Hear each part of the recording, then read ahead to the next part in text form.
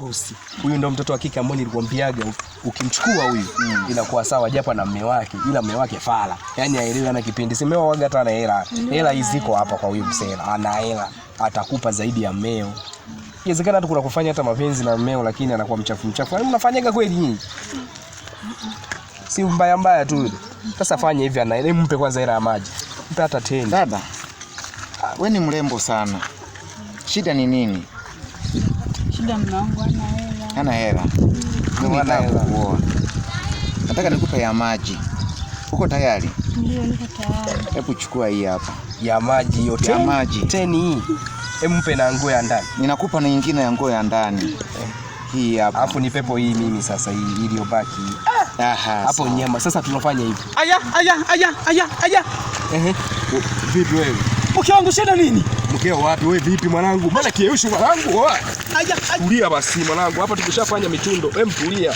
Mkeo mwenyewe hivyo mwanangu unaweza kumiliki huyu mtoto. Sio kulazimisha tu maisha mwanangu. Mimi nani mume wangu?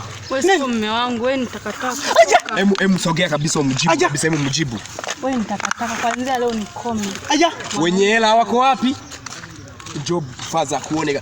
Hela hizi hapa mwanangu. Namcheki mtu mwenye hela anamiliki mtoto mkali. Mwanangu unamilikeje huyo?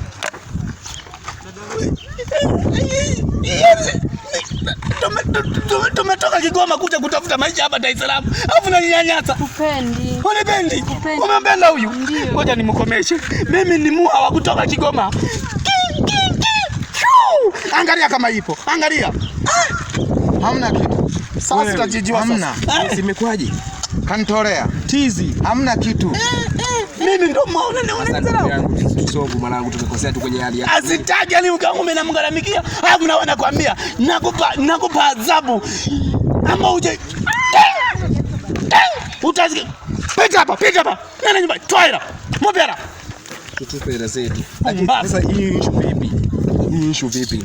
Kwani wasaidie. Nyie mabosi mnapenda kuna nini kuchukua wake za watu ambao ni maskini. Mimi ni mwa kutoka Kigoma nimejipanga kuja Dar es Salaam.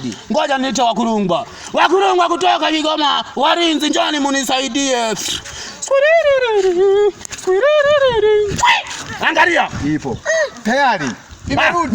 Nendeni. Funky nyoni zipumbavu. Jao ndumuha. Mnakuwa mnachukua mke wangu